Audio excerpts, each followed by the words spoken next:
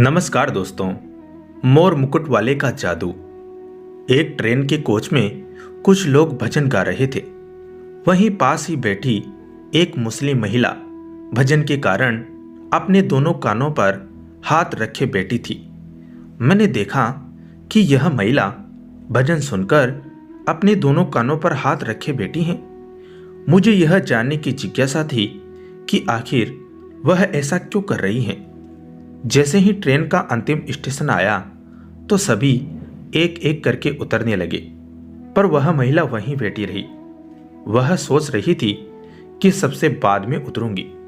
जब सभी उतर गए तो मैंने एकांत देखकर उस महिला से पूछा कि भजन सुनकर आपने अपने कानों पर हाथ क्यों रख लिया था।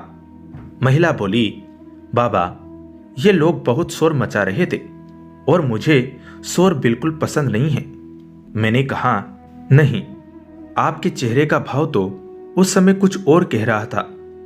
महिला सकुचाते हुए समझ गई कि बाबा ने मेरा चेहरा पढ़ लिया है। अब उसने वह सब बताना प्रारंभ किया जो उसके भीतर चल रहा था।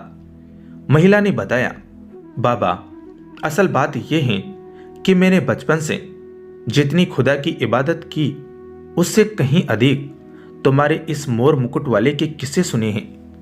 अम्मी जान अक्सर बताया करती थी कि हिंदुओं का एक सांवला सा खुदा है जो हाथ में बांसुरी लिए रहता है, सिर पर मोर मुकुट धारण किए रहता है, पीली पीतांबर है, इत्यादि इत्यादि। अम्मा कहती थी कि ना कभी भी उसका नाम सुनना और ना ही उसके किसी भी रूप की ओर देखना। यदि ऐसा किया तो उस जादूगर का जादू तुम पर भी चल जाएगा।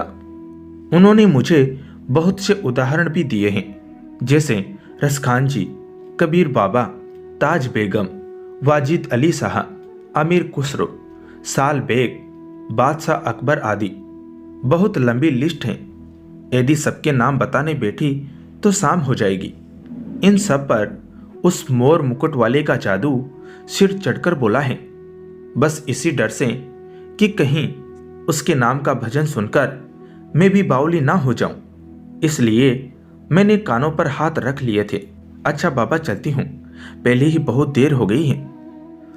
वह महिला तो चली गई, परंतु मैं वहीं बैठा उस महिला के बारे में सोचता रहा कि धन्य है यह महिला जिसे इतना तो पक्का विश्वास है कि यदि उस मोर मुकुट वाले का नाम भी सुन लिया तो 100% उसका जादू मेरे ऊपर चल जाएगा। जय मोर मुकुट वाले की। धन्यवाद।